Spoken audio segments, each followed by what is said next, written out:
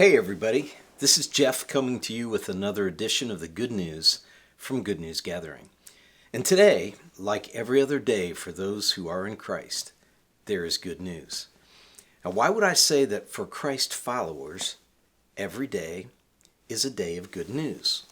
Well, think about it. Psalm 118:24 says this: "This is the day that the Lord has made. Let us rejoice and be glad in it." Now note carefully what this verse is saying. It begins with the phrase, "This is the day." This is the day. It's talking about today, right now, this very moment. Regardless of what your circumstance may be, whether you're riding a wave of success or you've been pulled under by a riptide of bad decisions or bad breaks that really were no fault of your own, you still have today. You have this day.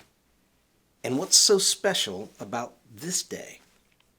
The psalmist is glad you asked, because he writes, "This is the day that the Lord has made."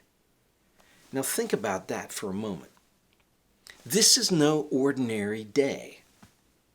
Not just one more monotonous 24-hour stretch in the never-ending march of time that began in the distant past and trudges on day after day, month after month, year after year, decade after decade, century after century, millennia after millennia.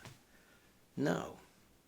This, today, is the day the Lord has made. God Himself, the Creator of the universe, has granted you and I this day. It's a gift. And it's true, isn't it? In fact, we know this instinctively. You and I didn't make this day. It has been given to us. We don't sustain ourselves in existence from one moment to the next. We don't make the decision to be alive. We live and breathe because God grants us the gift of each moment. As the Apostle Paul said in Acts 17:24 through 27, he wrote this: "The God who made the world and everything in it is the Lord of heaven and earth. He Himself gives everyone life and breath and everything else. From one man He made all the nations that they should inhabit the whole earth, and He marked out their appointed times in history and the boundaries of their lands. God did this so that they would seek Him and perhaps reach out for Him and find Him, though He is not far from any one of us. For in Him we live and move and have our being." You see, God is the creator of all things. And because He created all things, He is the Lord of all things. He has authority over all that is, including you and me. He gives us life and breath. In fact, we couldn't exist for one single moment without God's life-giving power sustaining our continued existence. The fact that you and I woke up this morning to go about our day is a testament to God's ongoing activity in our lives.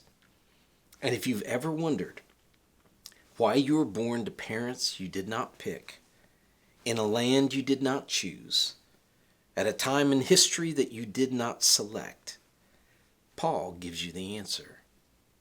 He writes, "God did this so that they would seek Him and perhaps reach out for Him and find Him, though He is not far from any one of us." Regardless of what you may think about the hand you've been dealt, there are aspects of your life and every single day you've been given that will point you to God. He is at work in your life, whether you recognize it or not, in hopes that you will seek Him, reach out for Him, and find Him. And he's not some distant God that can only be reached by a chosen few. He's there for every one of us. And every day, we live and move and have our being in and through him. And every day, the choice is ours, and the choice is there. And that's why this day and every day is a day that the Lord has made. And we can rejoice and be glad in it.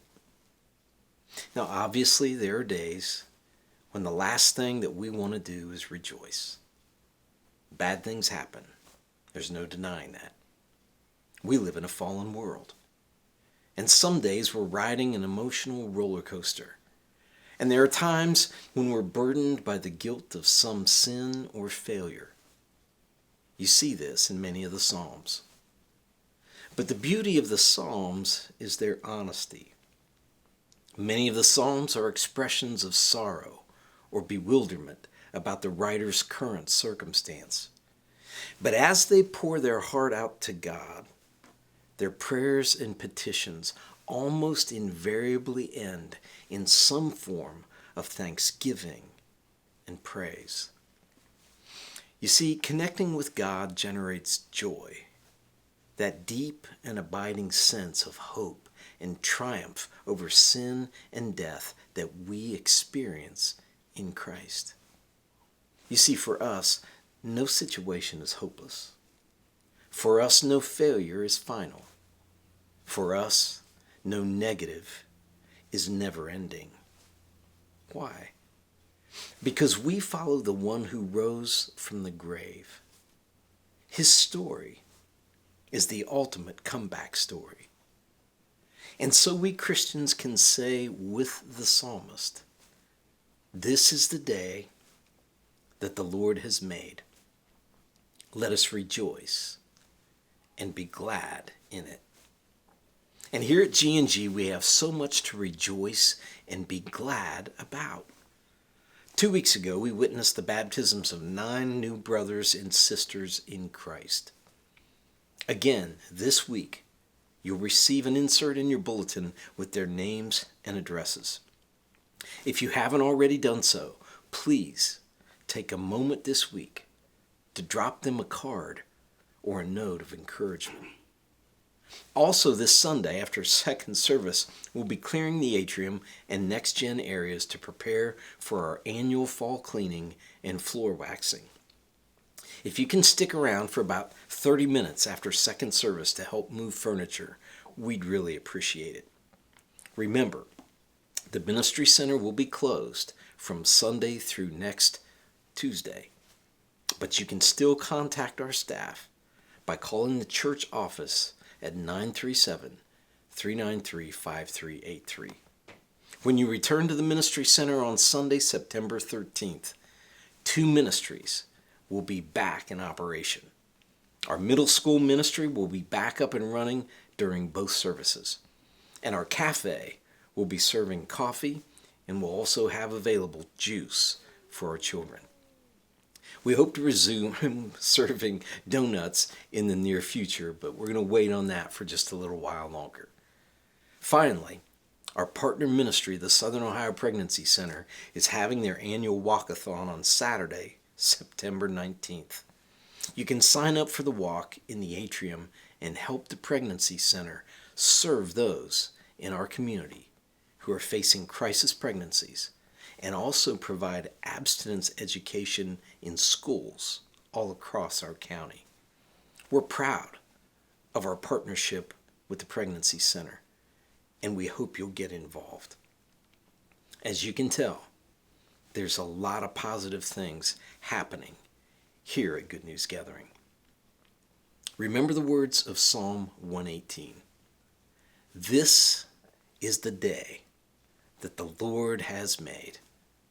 Let us rejoice and be glad in it. And that, friends, is good news.